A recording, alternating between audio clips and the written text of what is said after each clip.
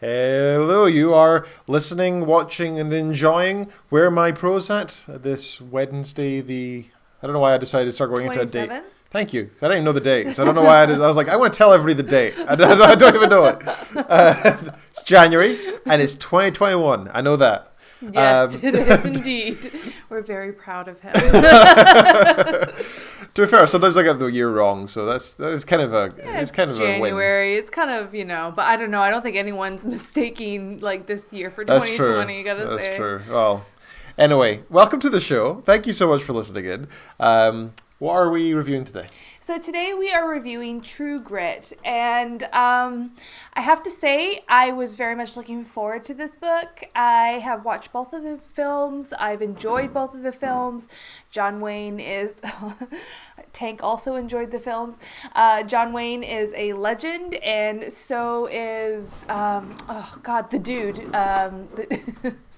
Really, the dude from Big Lebowski. All right. He plays. Does he actually? Yes, he plays Rooster Cogburn. Oh, I thought you were like okay. No. He plays Rooster Cogburn in like the 2017, I think it is, film. Feel free to correct me, chat, if I'm wrong. I've seen that actually. Yes, we've watched that one definitely together because. How did I not recognize the dude?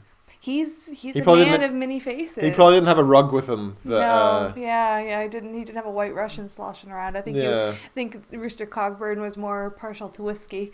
But so first off, I really want to hear what your impressions of the book, and just for all of you who have not read the book, a quick synopsis is this is a tale of Maddie, who is a 14-year-old girl, I believe. Young girl.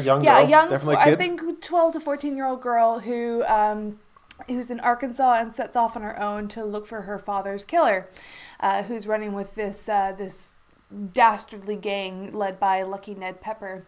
And she picks up a field marshal by the name of Rooster Cogburn, and this other guy, LaBeef, this Texan as well. But I think it's more about her and Rooster Cogburn than it is about LaBeef. But yeah, so sorry, I'd like to hear your impressions of it before we go further. Sure. So I just reviewed it on Goodreads, and I just finished it like half an hour ago, just before the show. So it's fresh in my memory. Down the wire. Yeah, it's very fresh in my mind. So first of all, I gotta say I'm really glad I listened to the audiobook version because... Oh my god, this is such a minor petty thing, but the word "said" is used all the time. Did you notice that? No. Like not once did the author say responded, replied. He said consideratively, or I don't know, anything. Like it was always he or she said, and I got so sick of hearing it throughout the whole book. It's like, did the author never learn any other way to say the word "said" or to use an alternative synonym? Well, I have an opinion on that, actually, because I think it's told from the perspective of Maddie. It reads very much like a journal, and it's very kind of plain, honest spoken, kind of how she would talk. So I think that's how she would relay the events. She knows how to read and write, and she's really good at counting and things like that. Mm-hmm. But, she's still a girl from Arkansas during she's quite verbose times. Like her vocabulary is quite wide, except for when it comes to the word "said." I don't know why. Graham also agrees it was annoying. I think she says reckoned a few times. Yeah but that was when they were literally considering something, not when they're speaking. Like she seemed to think that people could only use the word "said." Anyway, it's a minor thing, but it irritated me throughout the whole book and kept making me twinge in irritation. I said. Okay, so other than that slight thing, I thought the main character was quite interesting. I think she, like I said, the fact that she was so verbose and so worldly wise, by the way. She was able to just go out and take on the world, good no head problem. on her shoulders, yeah. She lost an arm, but otherwise no problem. The ending was quite fun, I have to say. I was really impressed by her to the point that I like she was only 14, but she was more of an adult than probably the rest of the characters in the book. More mature, made more generally rational decisions. So I really enjoyed her. The other characters in the book, almost every single one was fairly flawed. Like, pretty heavily flawed in various ways, usually with drink or crime. I mean, admittedly, that's the point of the book, right? So what can be said about that? Sorry, I'm just laughing because our dog has one of those Elizabethan collar cones on right now, and he just looks ridiculous. I mean, I have to say, I have really mixed feelings about this book. I don't know exactly.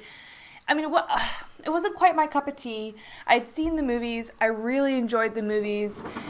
The book was good, but I don't know. It was a bit too Western for me. There wasn't a lot of elaboration. There was none.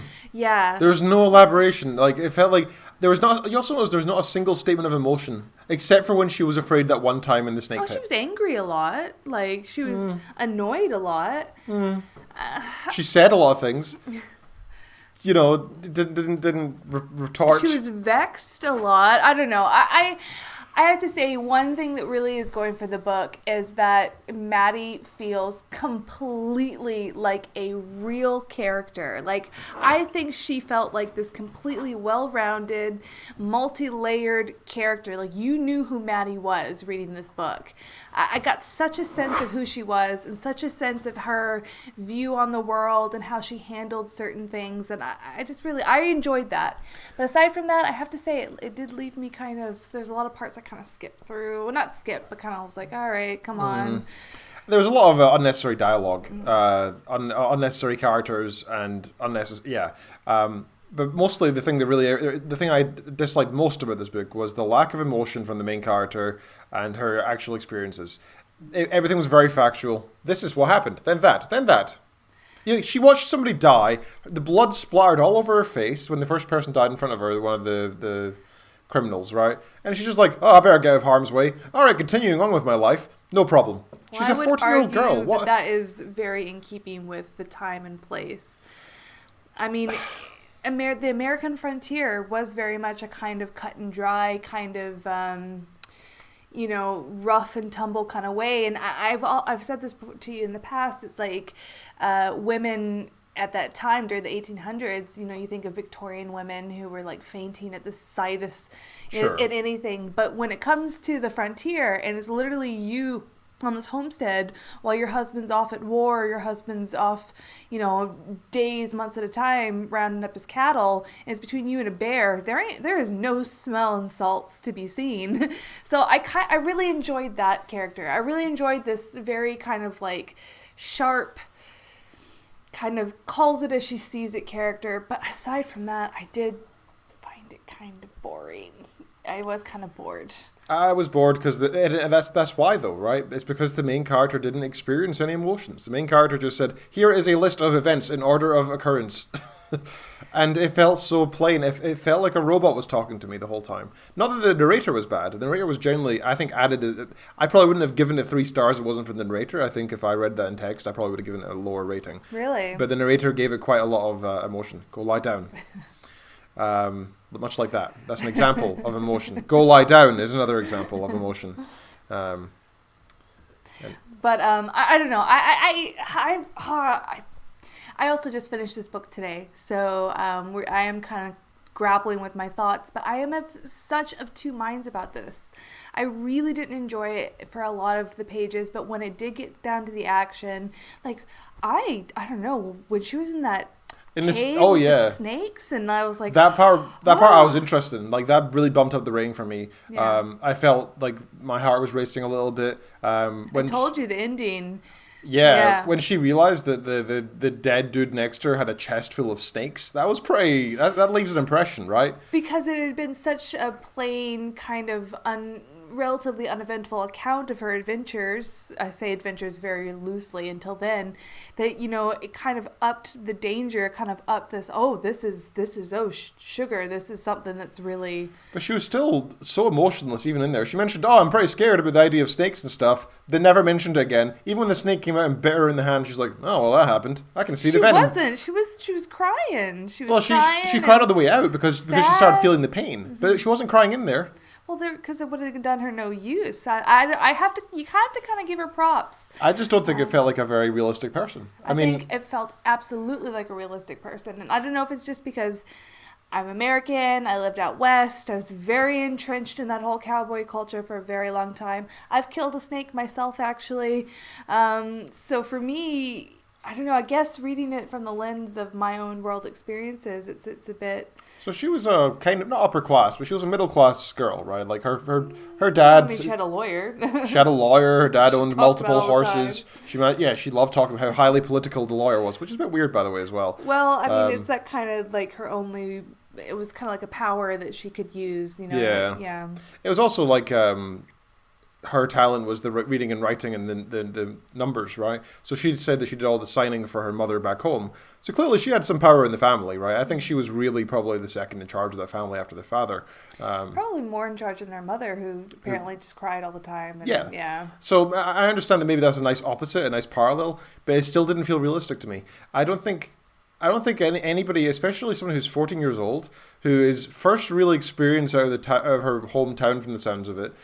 She's going to go out, chase down a bad guy. All right, pretty crazy as it is, but she feels no emotion when she's like. I think even like it's grit. She's got grit. I understand that, and I get that's the point of the book, right? I understand it, but I feel like not even the most hardened Marines would be in a situation where, oh, I've been bitten by a snake and my arm is floppy because I fell down and broke it, and I'm standing on a femur to keep me from the peril of death below. Completely disagree. I didn't like this book because it was very hollow and kind of flat for me, but I completely disagree that this is not a realistic, fictionalized, but realistic account of someone who lived in the 1800s on the frontier.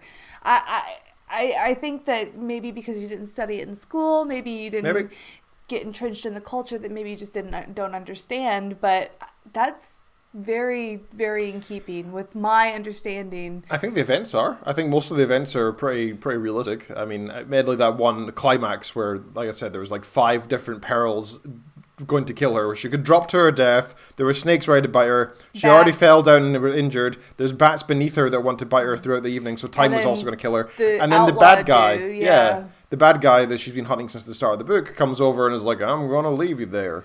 And that's like 5 different things that was going to kill her. And she's like, this is not an ideal opportunity for me right now, she said. Well, you know, there are a lot of people who go through life like that. And, you know, those people are very valuable to society. You know, I don't want to say it's a... You know, she was on the spectrum. Maybe it was kind of... I got the feeling throughout the book that she kept repeatedly, when her social interactions were very odd, right? Every time she met somebody, she would try to tell them her whole life story about the father and everything. It was a bit weird that she would go up to strangers and be like, hello, I have not introduced myself yet. My name is... And just an overview of the story so far. I was like... I wouldn't say I necessarily felt like she was on the spectrum. I just felt the author was putting something a bit odd in there. That was an unnecessary, you know, introduction that she needed to do every time. Like, that's the kind of thing where authors would normally, I think, say, she didn't introduce herself and told him the reason of her being there up till now. You don't actually need to type it all out again, right? Well, I have a family member who is on the spectrum, and they love this book. And I think it was really important for them to be able to read this book, because there's not a lot of characters that are that kind of... have that kind of social, not awkwardness, but very kind of cut and dry.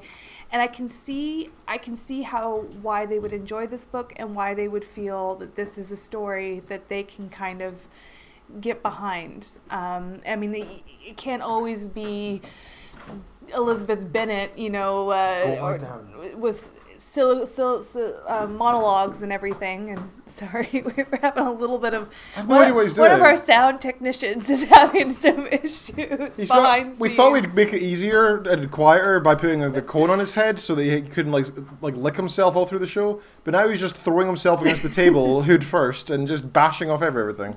What are you doing? He's never done that before. He's like, now's the time. Now is the time to do this. And the other one's gonna start howling at any point. He's in his bed right now and he's not happy about it. So, but yeah, I mean, I did enjoy this book. It wasn't for me. I really enjoyed the films, so I think that's kind of also what kind of let me down. Is I love the film so much. I love them. They're so good. Both of them are so good, and they're just so full of life and this kind of... I just don't think it was a story that lent itself very well to a book form. I think it's something that, because there's all these kind of like silences and, you know, and just these kind of cut and dry. You can kind of fill that in with like landscapes and you know, atmosphere. And atmosphere. It's lacking atmosphere. That's a perfect yes. It's missing the soundtrack. It's missing the familiar sounds of horse hooves. Mm-hmm. It's missing the I don't know, yippee-ki-yays. The kind of you know, intonations, you know, because there's things in films where, like, you know, like there's a silence, but it means something the way the actor portrays it. And I have to say, this is kind of strange because there's only one book that I prefer the film to than this, and it's Neil Gaiman's Stardust, which is really good for the first few pages, but then he just completely does a Stephen King and loses his whatever towards the end. But the movie's really good. I don't know. I've discovered more and more books like Fight Club that I much prefer the film. I like the book. I like the book. Okay, you know what? We're probably gonna have to do Fight Club at some point. We probably should. Yeah, it's a keep good one to talking cover. About it. Yeah. Lord of the Rings is another example where I really enjoyed both, and like the books were fantastic, but the films were also fantastic. I don't think they can really be compared as being better than the other. What I'm saying is like a book that I did not enjoy, but I love the film. Like, so I enjoyed Fight Club. I enjoyed Lord of the Rings. I enjoyed both of the films of that and the book. I didn't enjoy Stardust, and I didn't enjoy this book, but I did enjoy the films of these. Yeah. Okay. So what would your rating of this book be? I gave it a 3 on Goodreads. I think because it was refreshing to have Maddie as this kind of hero in a way, and she is, if you take her out of the story and kind of hold her up as like, I don't know, kind of an ideal, like I think that's awesome. Like she has grit. She is, you know, she's a girl. She's doing these things that people think that she can't. But that's the part of the book that I really enjoyed. That theme of empowerment of a woman. When was this written, by the way? I think this was like the 50s, I think. Yeah, Charles Pontius. So it's a good time for it, right? I mean, I did really enjoy that aspect. I think it was great to have a strong female lead. And Westerns are very masculine driven. Yeah. Westerns are very a male boy, kind of boys club. So this is refreshing as anything. For sure. Yeah, no, I really enjoyed having a female lead. I also kind of enjoyed it being a kid being the lead, because that's another reason that they had to put her down and say you can't do this, and they kept trying to put her off the trail and leave her in town and so on. She was determined. But she was that lends itself to the main theme of the book of having grit, right? She was determined. She had the endurance. Nothing would hold her back, right? Which I very much enjoyed. But again, I don't know. I feel like not for me. It's not for me, but I feel like if she was an adult as well, it would have had the same. I don't think it needed. I don't think it would have had the same punch. Absolutely not. I think if they just said, let it on the feminist side and said like, you know, oh, you're a woman, you can't do this. That could have been a stronger message, I think. No, I disagree completely. I think it was really important for her to be a young woman, like a young pre-16 woman who, I mean, you can't think of a more opposite hero for a Western. I understand it. I just don't think that. I mean, they said at the end that the what's the her friend's name that she made along the way, the sheriff, not the sheriff, the Rooster Cogburn, Rooster, or yes, LaBeef? Rooster. So Rooster gets in trouble with the law effectively at some point because the lawyer is the one that sends him a really pissed off message saying. You let this 14-year-old girl travel with you from like town to town hunting down criminals, and she shot somebody. She lost her arm because of this and got bitten by a snake. And she loses her arm. Yeah, all that stuff, right? And it's like, that was really irresponsible of you, nearly breaking the law. Like, I want to come after you for this. He should have. As much as I enjoyed the story, I'm sorry, a 14-year-old girl runs away from home. Her mother specifically said, you need to come home within the next day or two, at most. I just don't think... Instead, she goes off... No, but that's the law, though, right? It doesn't matter. Laws are, like, set by man, and who cares? If she thinks that she can do it, if she wants to do it, if she has the determination to do it, and obviously she succeeded, then... Who is any man to tell her that she can't? It's not about men. That's what I'm saying. Yes, it is. No, listen to me. At that time, the laws were made by men, so yeah. Sure, but the law is still standing today, and I think that the idea of a 14-year-old leaving home against the parents' wishes because they want to hunt down a killer don't you come from a country where the age of consent is 16? It's still 14. Oh, 14. She is still 14 in this book. It's 16 in Scotland. That's like, you know, in the grand scheme of things, that's not too far off 16. That's not the point, though, is it? I'm just saying that's crazy for me, coming from a country where the age of consent is 18, and then 16. I don't know. That's Semantics, irrelevant. semantics. That's irrelevant.